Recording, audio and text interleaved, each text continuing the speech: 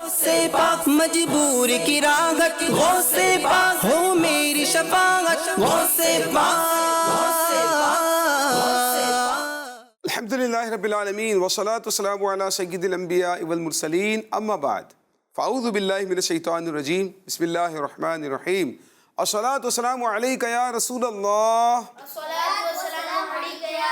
وعلی آلک واصحابک یا حبیب اللہ،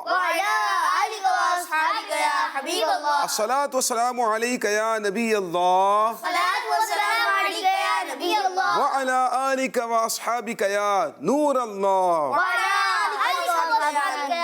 پیارے پیارے بچوں اور مدنی چینل کے ناظرین، الحمدللہ ہم سب موجود ہیں اپنے بہت ہی پیارے پروگرام جو 11ویں شریعت سے متعلق ہے، حضور غوث پاک رحمۃ اللہ تعالی علیہ کی سیرت سے متعلق ہم اس میں بات کیا کرتے ہیں۔ بچوں کے سوالات ہوتے ہیں اور ان کے جوابات ہم سنا کرتے ہیں، اپنی معلومات میں غوث پاک کی عقیدت میں اضافہ کرنے کی کوشش کرتے ہیں۔ ہمارے اس پروگرام کا نام ہے غوث اعظم کی باتیں۔ الحمدللہ غوث اعظم کی بہت ساری باتیں ہم نے پچھلے ایپیسوڈ میں سنی تھی، آج کے پروگرام میں بھی انشاءاللہ ہم بہت سارے پیارے پیارے سوالات اپنے اس پروگرام میں شامل کرنے کے لیے جا رہے ہیں۔ سب سے پہلے درود پاک کی فضیلت۔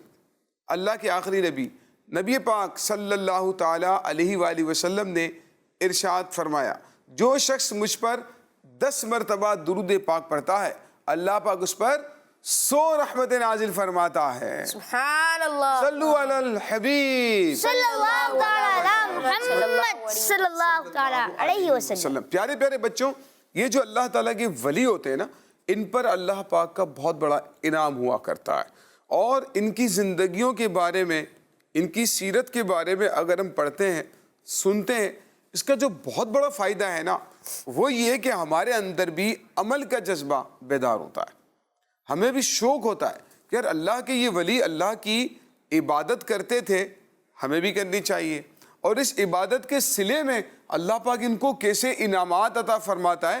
اللہ پاک اپنے جب کسی بندے سے محبت فرماتا ہے تو جبریل امین کو بلاتا ہے، فرماتا ہے کہ میں فلاں بندے سے محبت کرتا ہوں، تم بھی اس سے محبت کرو۔ سبحان اللہ۔ پھر جبریل امین بھی ان سے محبت کرنے لگتے ہیں، پھر سارے فرشتوں کو کہا جاتا ہے کہ تم بھی فلاں بندے سے محبت کرو، وہ بھی محبت کرنے لگتے ہیں۔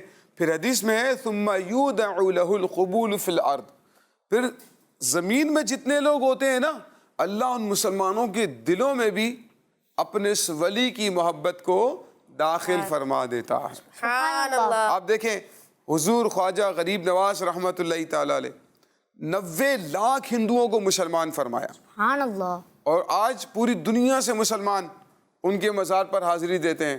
داتا گنج بخش علی حجویری رحمۃ اللہ تعالی علیہ، اللہ تعالیٰ کے کتنے بڑے ولی ہیں، آپ نے اپنی مسجد میں کھڑے ہو کر لوگوں کو کعبۃ اللہ کی زیارت کروا دی تھی۔ سبحان اللہ۔ بھئی داتا صاحب کا مزار کہاں ہے؟ لاہور میں ہے نا۔ تو آپ کی مسجد کے قبلے کی جو نا ڈائریکشن پہ مسئلہ تھا، لوگ کہہ رہے تھے کہ آپ کی مسجد کا جو قبلے کی ڈائریکشن ہے نا، وہ آپ نے صحیح نہیں کی ہے۔ تو داتا صاحب نے سارے لوگوں کو بلایا کہ آؤ میری مسجد میں آ کر آپ سب نماز پڑھو۔ سب لوگ آ گئے۔ داتا صاحب رحمۃ اللہ تعالی علیہ نے جب نماز پڑھائی، سب لوگوں کو کعبہ اپنے سامنے نظر آ رہا تھا، سبحان اللہ۔ اور ان کو پتہ چلا کہ داتا صاحب کی مسجد کی جو ڈائریکشن ہے نا، وہ بالکل درست ہے۔ سبحان اللہ۔ تو اس سے یہ پتہ چلتا ہے پیارے بچوں کہ اللہ کے ولیوں پر اللہ کا انعام بہت بڑا ہوا کرتا ہے۔ پھر ان کی سیرت سے ہمیں بہت ساری باتیں سیکھنے کو بھی ملتی ہیں، وہ کس طرح عبادت کرتے ہیں، کس طرح سے دین کے لیے ٹائم نکالتے ہیں، کس طرح سے دنیا کے لیے ٹائم نکالتے ہیں، کس طرح سے لوگوں کی تعلیم و تربیت فرماتے ہیں، خود علم دین کس طرح سے حاصل کیا کرتے ہیں۔ تو حضور غوث پاک رحمۃ اللہ تعالی علیہ کے حوالے سے آج ہم نے باتیں کرنی ہیں۔ آپ تو سارے ولیوں کی بھی سردار ہیں، اور آپ کی فیملی لائف کو دیکھیں، آپ کی پرسنل لائف کو دیکھیں، الحمدللہ بہترین نمونہ عمل ہم سب کے لیے موجود ہے۔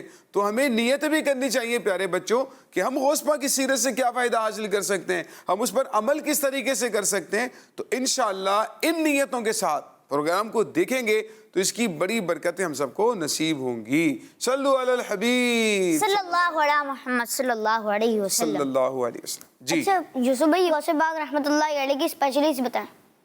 بھائی آپ کی اسپیشلٹی غوث پاک رحمۃ اللہ تعالی علیہ کی اسپیشلٹی کس چیز میں بتائی جائے؟ عبادات میں، سخاوت میں، ریاضت میں. سبحان اللہ. غوث پاک رحمۃ اللہ تعالی علیہ کی سیرت پر عربی میں موٹی موٹی کتابیں موجود. آپ کی سیرت پر، آپ کی اسپیشلٹی پر یعنی بڑی بڑی کتابیں موجود ہیں. بزرگوں نے بہت لکھا ہے. لیکن آپ کی عبادت کی میں آپ کو اسپیشلٹی بتاتا ہوں. غوث پاک رحمۃ اللہ تعالی علیہ عبادت کیسے کرتے؟ قرآن پاک سے بہت پیار کرتے تھے، قرآن پاک سے بہت محبت فرمایا کرتے تھے. اور اگر ہم بزرگوں کی تاریخ میں دیکھیں، حضرت عثمان غنی رضی اللہ تعالیٰ قرآن سے کتنا پیار کرتے تھے، اس کو چوم کر اپنے چہرے سے لگاتے. اور شہادت کے وقت بھی آپ قرآن کی تلاوت کر رہے تھے. آپ لوگوں نے شاید یہ واقعہ سنا ہو کہ آپ جب قرآن کی تلاوت فرما رہے تھے، آپ کو جو شہید کیا گیا تو آپ کے خون کے چھینٹے اس قرآن پاک کے اوپر گر گئے. تو آج بھی میوزیم کے اندر یہ قرآن پاک رکھا ہوا ہے، وہ والا جو عثمان غنی رضی اللہ تعالیٰ عنہ تلاوت کیا کرتے تھے. اچھا یوسف بھائی، یہ تو بتائیں کہ یہ میوزیم ہے کہاں؟ میوزیم ترکی میں ہے. اگر آپ کا جانا ہو وہاں پر تو ضرور رمضان میں آپ دیکھیے گا. انشاءاللہ رمضان میں ضرور جائیں گے، میں بھی جاؤں گا انشاءاللہ. تو آج بھی وہ الحمدللہ ترکی کے میوزیم میں وہ قرآن پاک رکھا ہوا ہے. اور جو عاشقان رسول جاتے ہیں تو اس کی زیارت کر کے اپنی آنکھوں کو ٹھنڈا کرتے ہیں. سبحان اللہ.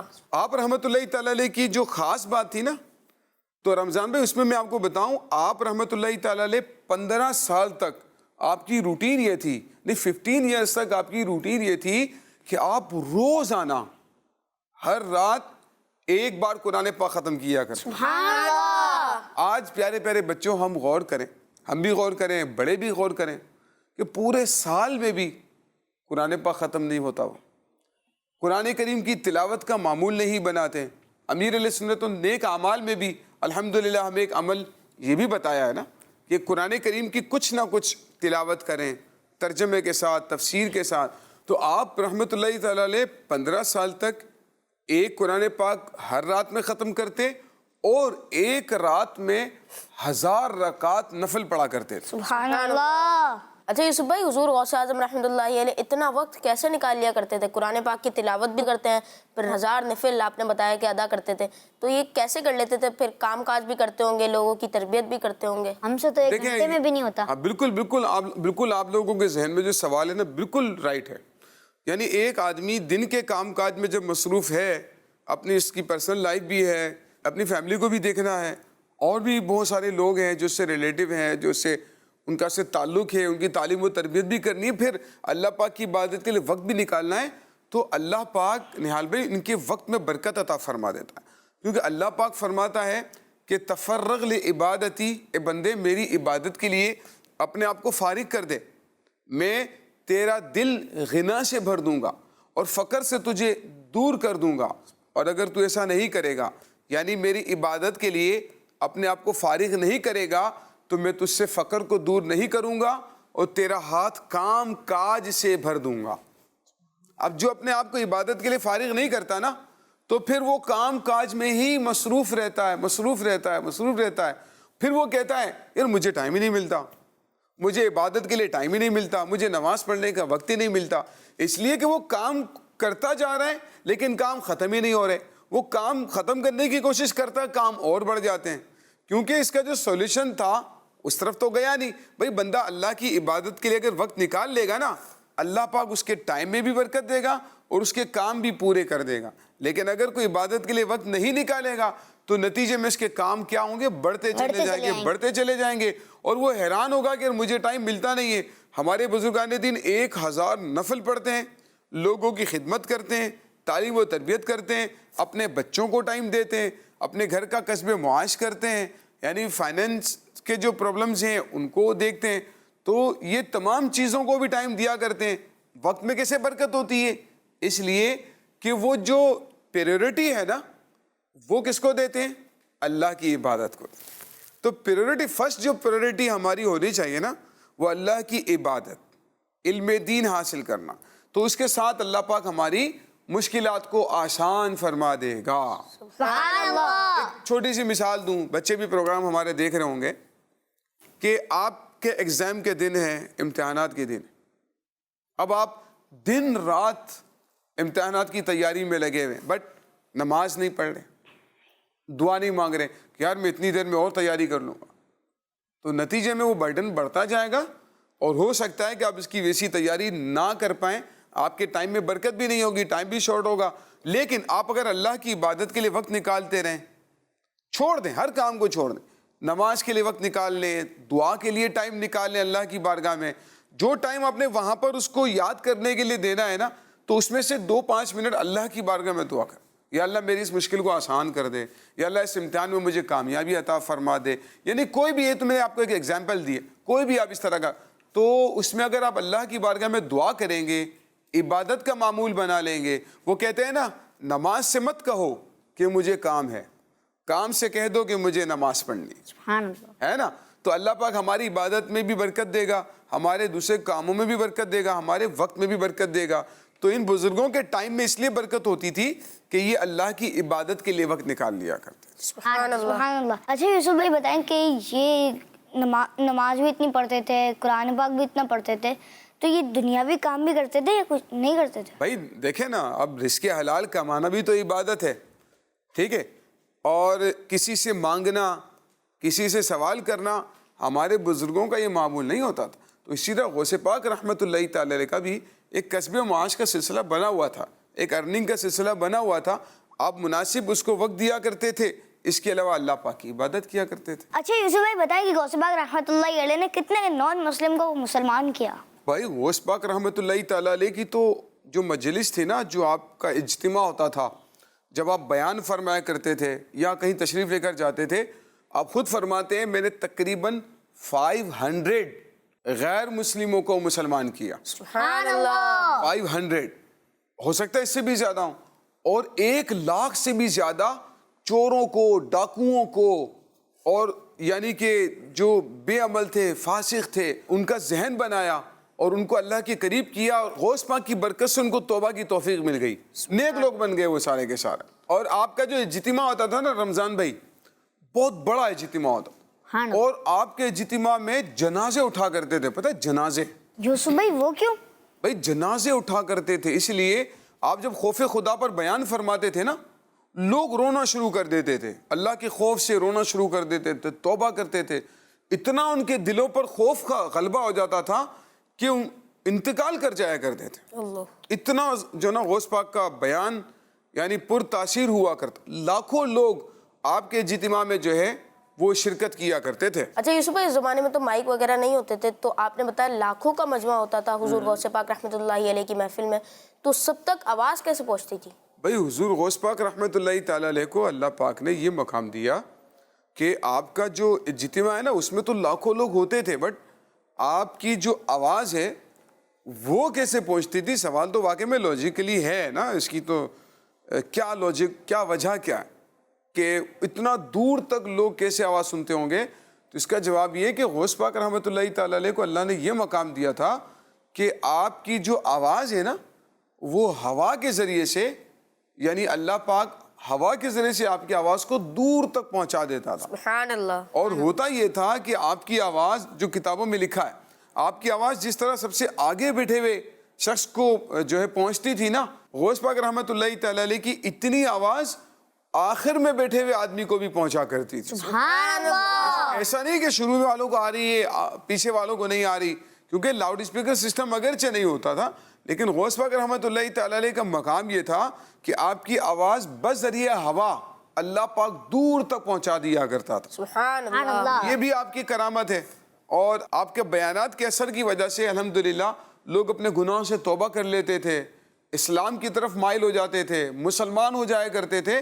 تو غوث پاک رحمۃ اللہ تعالی علیہ کے ذریعے سے اللہ پاک نے اس طرح سے دین کا کام لیا تھا. یوسف بھائی اس میں جو ہے نا ایک سوال اور بھی ہے کہ جو ہے آپ رحمۃ اللہ تعالی علیہ کے جو اجتماع ہوتا تھا اس میں انسان تو ہوتے تھے بہت سارے, تو کیا جنات بھی ہوتے تھے؟ ہاں بالکل, جنات ہوتے تھے, انسان بھی ہوتے تھے, جنات بھی ہوتے تھے, بلکہ فرشتے بھی آیا کرتے تھے. بھائی غوث پاک رحمۃ اللہ تعالی علیہ کی تو بہت بڑی شان ہے نا, انسانوں پر بھی آپ کی حکومت ہے, جنات پر بھی غوث پاک رحمۃ اللہ تعالی علیہ کی حکومت ہے, اور غوث پاک رحمۃ اللہ تعالی علیہ کے مریدوں کی بھی کیا شان ہے. غوث پاک رحمۃ اللہ تعالی علیہ فرماتے ہیں, مریدی لا تخف اللہ ربی اتانی رفعۃ ونلت الکمال. فرماتے ہیں کہ اے میرے مرید تو خوف نہ کر, اللہ ربی, اللہ میرا رب ہے, عطانی رفعتن، اس نے مجھے بہت بلندی عطا فرمائی ہے اور بہت کمال عطا فرمایا ہے. فرماتے ہیں میرا کوئی بھی مرید ہونے کا فائدہ، فرماتے ہیں میرا کوئی بھی مرید بغیر توبہ کیے نہیں مرے گا. سبحان اللہ. فرماتے ہیں کہ میں نے داروغہ جہنم سے پوچھا. داروغہ جہنم سمجھتے ہیں؟ جہنم دوزخ پہ پر جو نگران فرشتے ہیں نا، ان کو داروغہ جہنم کہا جاتا ہے. تو فرماتے ہیں میں نے ان سے پوچھا کیا دوزخ میں میرا کوئی مرید بھی ہے؟ انہوں نے کہا نہیں یا غوث اعظم، جہنم میں آپ کا کوئی بھی مرید نہیں. سبحان اللہ. تو غوث پاک رحمۃ اللہ تعالی علیہ فرماتے ہیں میرا مرید اچھا نہیں ہے تو کیا ہوا، میں تو اچھا ہوں، اللہ نے مجھے تو اچھا بنایا. تو غوث پاک کا مرید بننے کا فائدہ یہ کہ دنیا میں کوئی مشکل آ جائے تو الحمدللہ غوث پاک کی نظر کرم سے وہ مشکلات ہماری آسان ہو جاتی ہیں.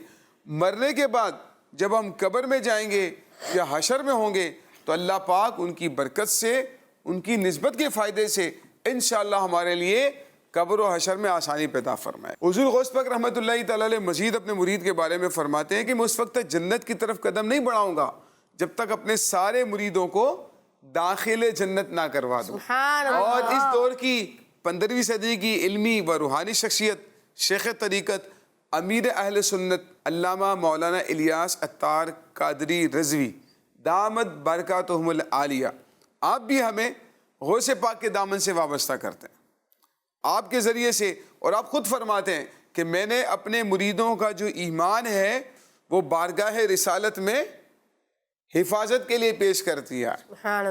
تو الحمدللہ آپ ہمیں غوث پاک کے مریدوں میں بھی داخل فرماتے ہیں، غوث پاک کی محبت بھی عطا فرماتے ہیں. جیسے امیر علیہ سنت نے ہمیں غوث پاک کے نعرے بھی عطا فرمائے نا. وہ کون سے نعرے ہیں؟ دم دمادم دستگیر غوث اعظم دستگیر، کون گئے میرا پیر غوث اعظم دستگیر، میرا پیر میرا پیر غوث اعظم دستگیر، اچھا اچھا میرا پیر غوث اعظم دستگیر، آ گئے منکر نکیر غوث اعظم دستگیر، ہو کرم ہے میرے پیر غوث اعظم دستگیر، بخشوا دو ہے میرے پیر غوث اعظم دستگیر، دم دمادم دستگیر غوث اعظم دستگیر، غوث اعظم دستگیر غوث اعظم دستگیر. تو یہ امیر علیہ سنت ہمیں الحمدللہ نسبت بھی عطا فرماتے ہیں، غوث پاک کی محبت بھی عطا فرماتے ہیں، غوث پاک کا دامن بھی عطا فرماتے ہیں.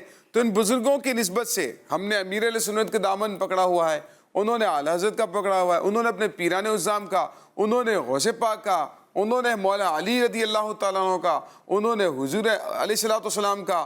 اور حضور علیہ السلام جب جنت میں جائیں گے تو پھر ان بزرگوں کے صدقے میں ہم بھی جنت میں چلے جائیں گے. انشاءاللہ. اللہ حضرت فرماتے ہیں نا کیسے آقاؤں کا بندہ ہوں رضا بول والے میری سرکار. تو الحمدللہ ہمارے ان بزرگوں کا فیضان ہمیں دنیا میں بھی ملتا ہے اور مرنے کے بعد بھی نصیب ہوگا. پیارے پیارے بچوں، آپ نے آج کا پروگرام دیکھا جس میں ہم نے حضور غوث پاک رحمۃ اللہ تعالیٰ علیہ کی مزید خصوصیات اور آپ کی سیرت کے بارے میں بہت ساری باتیں معلوم کرنے کی سعادت حاصل کی. اللہ پاک ہمارے آج کے اس پروگرام کو اپنی بارگاہ میں قبول فرمائے. حضور غوث پاک رحمۃ اللہ تعالیٰ علیہ کے ساتھ اپنی نسبت کو قائم اور مضبوط رکھنے کی توفیق عطا فرمائے. آمین بجاہ نبی امین صلی اللہ تعالی علیہ وآلہ وسلم. صلو علی الحبیب صلی اللہ تعالی علی محمد صلی اللہ تعالی علیہ صلی وسلم. اللہ علیہ وسلم. غوث پاک مجبور کی راحت، غوث پاک ہو میری شفاعت، غوث پاک. بچوں کا مدنی چینل آ گیا، بچوں کا آ گیا